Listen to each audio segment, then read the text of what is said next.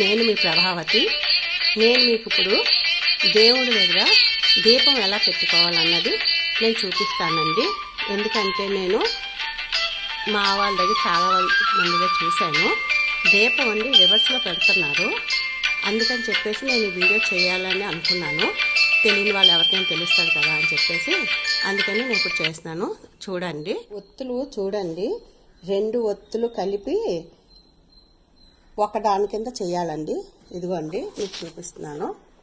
ఇదిగోండి ఇదిగోండి ఇదిగోండి 2 ఒత్తులు కలిపి ఒక ఒత్తు కింద అలాగా 2 ఒత్తులు వేయాలండి కలిపేసి. ఇదిగో చూడండి, నేను దీపం పెట్టాను, 2 ఒత్తులు కలిపి నేను వేసానండి దీపానికి.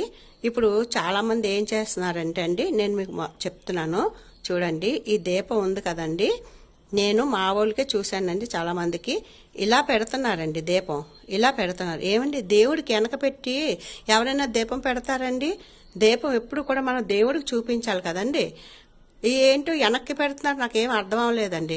అందుకని నేను చాలామంది తెలియట్లేదు అని చెప్పి ఇప్పుడు మా వాళ్ళకి తెలియచెప్దాని ఈ వీడియో నేను చేశానండి.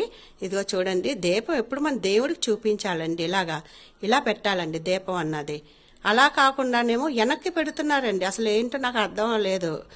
కనీసం ఈ వీడియో చూసినా మా వాళ్ళు తెలుసుకుంటారని నేను చేశానండి. ఇది తెలుసుకుంటారని. తర్వాత దీపానికి ఒత్తులండి 2 ఒత్తులు కలిపి ఒక ఒత్తు కింద 2 ఒత్తులు వేయాలండి. ఎందుకంటే భార్యాభర్త ఇప్పుడు 2 ఒత్తులు అంటే అండి భార్య ఒకటి భర్త ఒకటి అండి.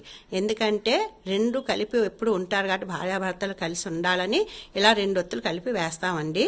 అందుకండి ఈ 2 ఒత్తులు వేయాలి మనం.